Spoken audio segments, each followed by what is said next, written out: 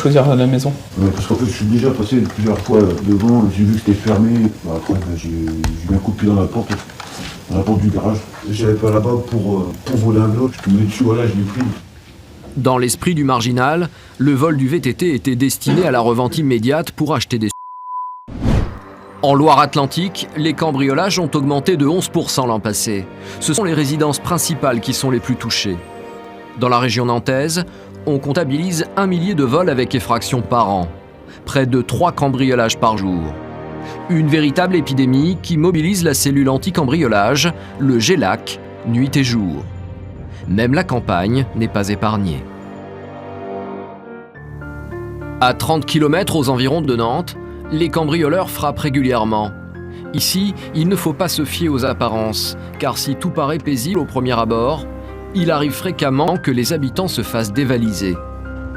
Ce matin, Didier et Olivier vont auditionner une nouvelle victime.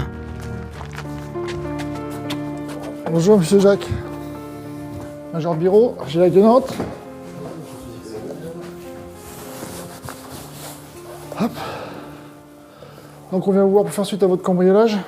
Ils sont passés par là, ils ont cassé la porte là. Ils l'ont cassé là et après ils ont passé la main, ils ont récupéré la clé et puis ils ont ouvert, on a trouvé la clé à l'extérieur. Effectivement, mode opératoire conventionnel. Là on a une trace de gants. Je sais pas si vous voyez là. On est légèrement quadrillé. Oui, donc ça c'est pas une trace de paume digitale, c'est une trace de gants. Et on retrouve encore ici cette même trace de gants. Ah oui, tiens, ils ont été jusqu'en bas là. Ah ouais. Bizarre, hein. Donc selon vos dires, donc apparemment ils auraient utilisé... Moi je pense qu'ils ont dû prendre la chaise qui se trouve dehors, je pense, parce que elle était très lourde. Ah effectivement. Donc, je pense que ça a mis le bélier et puis... ouais. Donc, ils ont passé la main à l'intérieur. Ouais. Ils ont fait bien attention de ne pas se couper puisque ça aurait été trop... Bah, ils avaient des gants apparemment, donc... Ouais, mais tant bien même. Je veux dire, le fait d'avoir un carreau comme ça, bien cisaillé, même un petit passage, une petite irritation, voilà. Et là, je vous cache pas que le sang, pour nous, c'est une preuve matérielle idéale. La victime est étonnée. On a fracturé sa porte en plein jour. C'est quand même étonnant de faire ça à 2h de l'après-midi, quoi. Non. C'est pas surprenant. De plus en plus, les gens se livrent au cambriolage de jour, puisqu'ils s'aperçoivent qu'il y a de moins en moins de personnes dans les lotissements. Et qui plus est, en plus, vous êtes dans des lieux très isolés. Voilà, donc vous êtes des cibles potentielles. Ils le savent. Qui plus est, vous êtes loin de la route. Donc eux passent, pas de véhicule, ou les volets fermés, ou pas d'animation particulière. Ils tentent.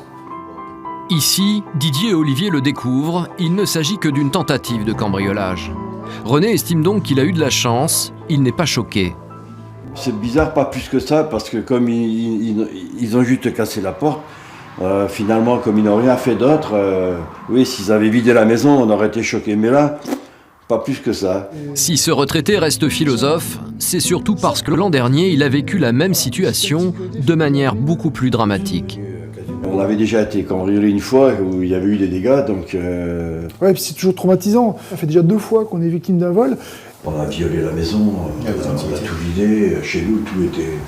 On n'a pas vu parce que notre fils a tout rangé après, les armoires étaient vidées et tout, donc... c'est pas évident, hein. Donc il y a quand même pas mal de voyous partout à la campagne. Cette fois-ci, René a eu plus de chance. C'est peut-être parce qu'après avoir été dévalisé une première fois, il a protégé sa maison. Ah oui, c'est devenu quasiment indispensable. Moi j'ai vu une émission il n'y a pas longtemps, là, et une dame qui avait été cambriolée 5 fois, elle avait toujours pas d'alarme. Hein. Ouais. Et donc l'inspecteur lui a dit, écoutez, il faudra en mettre une. 5 fois elle était cambriolée. Hein. Ah mais comme quoi hein. C'est quand même terrible, quoi. Des caméras que le retraité a installées partout chez lui. Au rez-de-chaussée, dans la salle de séjour, des objectifs posés dans les angles des pièces afin de pouvoir scruter tout ce qui se passe en cas d'effraction. Un système de vidéosurveillance qui a sans doute empêché que René ne se fasse cambrioler une 2e fois. Donc je pense que c'est une alarme en fait, il y a un renvoi chez un opérateur sécurité et c'est lui qui vous prévient de l'intrusion. D'accord, et il y a un enregistrement direct par image vidéo. Il y a un petit film qui doit durer une vingtaine de secondes, je crois. D'accord, ouais. Et maintenant, je sais pas si... Est-ce qu'il y a un hurleur? Oui. Ouais, c'est ça qui les a fait partir. Merci bien, excusez-moi le dérangement. Bon courage à vous. Les gendarmes n'ont plus qu'à visionner la vidéo avec sur les images peut-être les visages des cambrioleurs. Tu vois, j'envoie la vidéo là. On va voir. Ah, tu sais, le cambriolage. Tu vas voir. La vidéosurveillance qui m'a été transmise par les collègues. Donc on voit sur la vidéo qu'effectivement le premier rentre serein, fait pas attention qu'il y a une caméra. Alors que la personne qui se trouve derrière lui, donc déjà ça matérialise le fait qu'ils étaient plusieurs, au moins deux. Bon, la deuxième personne elle est invisible, on peut pas la voir puisqu'elle se baisse tout de suite dès qu'elle rentre dans la pièce. Elle a dû voir la caméra. Et elle prévient son comparse qui lui au départ marche normalement en fait, traverse la pièce normalement. Puis au signal du deuxième, ça décroche, ça dure quoi même pas allez, 3 secondes. 3 secondes c'est très rapide. Encore une fois, voilà, le système de surveillance a fait son travail. Certes, ils ont commis une effraction, mais ils n'ont rien volé, ils sont repartis aussitôt. Les gendarmes n'iront pas plus loin. La piètre qualité des images ne permet pas d'identifier les auteurs. En Loire-Atlantique, selon la préfecture, le trafic de explose. Plus de 24% en l'espace d'1 an. Pour acheter leur dose, les n'hésitent pas à pénétrer dans les maisons et à voler n'importe quoi. Aujourd'hui, les gendarmes du Gelac sont confrontés à ce phénomène. Avec une histoire tragicomique, l'arroseur arrosé. Car un de leurs collègues s'est fait cambrioler. C'est le major Biro et Éléonore qui sont chargés de l'enquête. En fait, on nous a demandé d'intervenir sur un cambriolage au domicile d'un collègue, dans un logement de fonction. C'est pourquoi le Gelac a été demandé, puisque c'est particulier, hein, vu que c'est un logement qui est occupé par un militaire à la gendarmerie et qui est loué par la gendarmerie. C'est pour ça que c'est nous qui sommes saisis et non pas la police, bien que ce soit en zone police. Alors dis-moi tout. Ils étaient deux, hein, une fille et un gars, avec un chien noir. Et donc ils sont passés, le gars a dû passer par-dessus le portail, il était derrière là, il a donné un coup de pied. Il a donné un coup de pied dans la porte là, et puis voilà quoi. Effectivement, vous verrez Il est rentré dedans et puis il a pris un des deux vélos. Quoi. Il y avait un VTT, un vélo de course, il a pris le VTT. Un VTT Ducati beige. Beige. Ouais. Ok. Un couple de voleurs qui serait passé par la porte. Le voisin qui les a vus partir les a suivis. Il a vu le couple devant chez moi là. Et puis après, il les a vus au niveau du Super U, au niveau du Leader Price avec le VTT quoi. Et il s'est dit, ça va pas avec le VTT les gens qui sont là quoi. Donc il est revenu ici, il a passé au-dessus du portillon, il est venu voir, il a vu qu'on m'avait volé mon VTT. Voilà. Coup de chance, les témoins sont très précis. 2 personnes, ok. Donc une fille des cheveux blonds coupés au carré et un homme avec un chien brun. Voilà. Et ils ont piqué donc en fait un VTT de marque Ducati, comme les motos, de couleur beige. Malgré le vol de son VTT haut de gamme qui coûte à l'achat environ 1 000 €, la victime a choisi de prendre les choses du bon côté. Le gendarme cambriolé arrive même à faire un brin d'humour. Ils ont eu la volonté de me laisser un vélo. On va dire ça comme ça. Des témoignages fiables qui orientent l'enquête. L'une des dernières fois où l'on a aperçu le couple, c'est à l'entrée de cette supérette. Nathalie se lance sur cette piste. L'enquêtrice espère bénéficier d'un petit coup de pouce pour trouver les voleurs. Elle va la voir. On a de la chance, on a de la vidéosurveillance. C'est la gendarmerie, on vient vous voir pour avoir des clichés de la vidéo d'hier, entre 11h45 et midi 10. Midi 10. Ouais. Nathalie veut visualiser le couple grâce à la vidéosurveillance qui a filmé l'entrée du magasin. Ça donne pas sur l'extérieur la caméra. C'est surtout nous pour mettre un visage sur la personne qui est rentrée dans le magasin. Et puis ouais, l'absolu, ça serait de voir l'individu masculin avec le vélo à l'extérieur là qui attendait. Ça y est, ouais. On les voit. Il a le vélo devant. L'intuition de l'enquêtrice a été juste. Les 2 individus ont été filmés. Un couple bien connu des responsables du supermarché. C'est elle qui a le vélo. C'est celui-là qu'on virait? C'est ce mec-là? Oui. On l'a viré plusieurs fois, il est hyper agressif. Ah ouais? Ouais. Il s'est pris la tête avec ça. Ouais. Sa meuf, c'est pas mieux. Pour les gérants du magasin, l'homme est un voleur. Sur ces images, on l'aperçoit dérober de la nourriture Il est parti sans payer. et la cacher dans ses vêtements. Saucisson. Ah ouais, bah dans le pantalon. Hop, ça y est, il y a plus. Le rayon de la... au niveau de la... L'homme a également dérobé de la bière. Il y a la nourriture en effet, mais il n'y a pas que ça. Donc il y a l'alcool et surtout l'alcool, parce qu'il prend plus d'alcool que de nourriture classique. Et il s'en va, c'est servi. Après son larcin, l'homme s'éclipse en catimini devant les caisses. Une fois parti, c'est au tour de sa compagne blonde d'effectuer sa petite razzia dans le magasin. Au rayon cosmétique cette fois. On va pas prendre. Ouais, elle a rien dans les mains, quoi. Ah, quoique, Ouais, dans la si, poche. si, ouais. Si, elle a caché sous. Et ouais, elle a caché. Elle a dissimulé quelque chose qu'elle a pris dans le rayon sous sa veste. Le gérant dépose plainte. Pour les gendarmes, ce type de délit ne doit pas rester impuni. Il faut absolument que ces gens-là soient sanctionnés, parce que c'est inadmissible de pouvoir voir ça. Et puis il faut bien que le commerce tourne, le commerce travaille.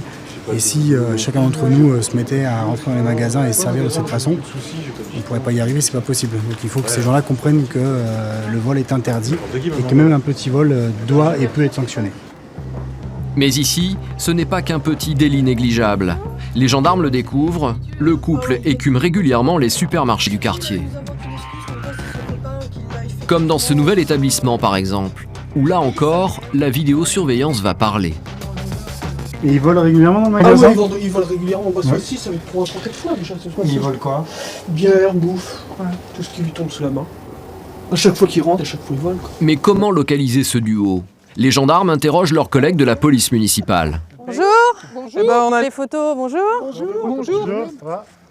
Salut, ça va? Bah, on a des photos à vous montrer éventuellement d'individus là, qui seraient à traîner sur Super U, Leader Price, Parc de la Moutonnerie, tout ça. Là, il y a elle. Donc, elle est blonde, environ 18-19 ans. Hein, et son compagnon, lui... alors, elle, ils ont un petit chien noir. D'accord. Elle a fait à peu près 1m70. Ah oui, oui. Ah oui, bah je vois qui c'est. Elle, oui. C'est quelqu'un que vous contrôlez régulièrement? Oui. Lui, il est là. Ah oui. C'est lui, c'est son petit Lui, il est copain? grand, Oui. il est assez speed, hein, d'attitude, un peu nerveux. Voilà. Voilà. Il est interdit de magasin, Ouais. hein, dans les deux magasins et deux supermarchés du coin, il est interdit de magasin parce que c'est un voleur. On a dû les contrôler il y a peu de temps pour au niveau de leur chien qui est souvent en divagation. Elle et son copain? Oui. Ouais. À côté du parc de la Moutonnerie. Hein. Le couple de voleurs a été vu régulièrement dans le parc municipal où il promène son chien. Afin de ne pas gêner le repérage, nous filmons en caméra cachée. Il y en a qui a un VTT là-bas, un VTT blanc. Mais alors que Nathalie espère trouver le duo de hors-la-loi, son œil est attiré par un détail intrigant. Un individu juché sur un vélo qui ressemble comme deux gouttes d'eau au VTT volé. Tiens, c'est celui-là. Hop, on va l'interpeller.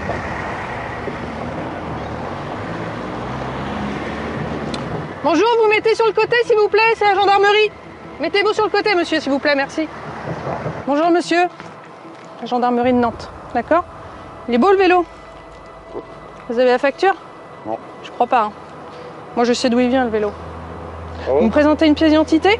Bon. Tiens. Hop. Si vous ne le savez pas, ce vélo il a été volé jeudi. Non. Vous avez la facture? Non. Alors il vient d'où ce vélo? J'ai acheté un quelqu'un. À quelqu'un? Mais ce quelqu'un il l'a eu où ce vélo? Je sais pas, moi j'étais là-bas, j'ai besoin d'un vélo. Dans le parc? Ouais, Ouais. Vous l'avez acheté combien? 60 euros. Combien? 60 euros. 60 hein. 60 euros? C'est pas cher hein. Va falloir que je vous entende pour me dire que c'est pas vous qui l'avez volé, parce qu'il est volé. Non, Ah non, non mais c'est pour ça. Et celui qui vous a vendu le vélo là, c'est qui? C'est un ami? C'est connaissance Un black. comme ça? Un black? Donc j'attends mes collègues parce que je peux pas charger le vélo dans la voiture, parce que c'est une petite voiture. On va prendre monsieur en compte. Les renforts sont arrivés. Bah oui. Même si l'homme en possession du vélo volé ne correspond pas au signalement, il va être auditionné. Est-il complice ou receleur? Ou encore mieux, peut-être sait-il où précisément rechercher le couple. Quant à Olivier, il a trouvé un moyen efficace de rapatrier la bicyclette à la brigade.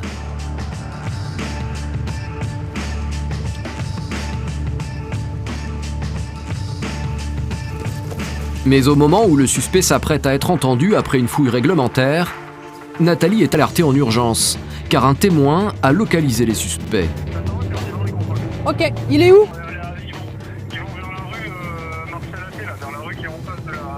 Donc il y a l'agent de sécurité qui nous a appelé pour dire qu'effectivement ils étaient là, tous les deux.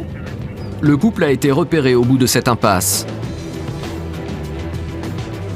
Les gendarmes interviennent immédiatement.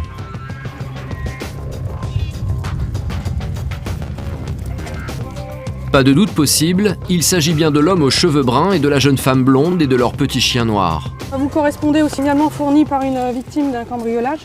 Je veux juste m'expliquer. Ouais, je veux juste m'expliquer avec vous. Ok, allez, venez avec nous. Hein, ça durera pas très longtemps. Si l'homme garde son calme, la jeune femme, elle, est effondrée. Elle ne supporte pas notre caméra. C'est 13h45. Ok, arrête, calme-toi. Mais il va pas montrer ta tête, hein. D'accord? Calmez-vous. Il n'y a pas mort d'homme, hein. D'accord?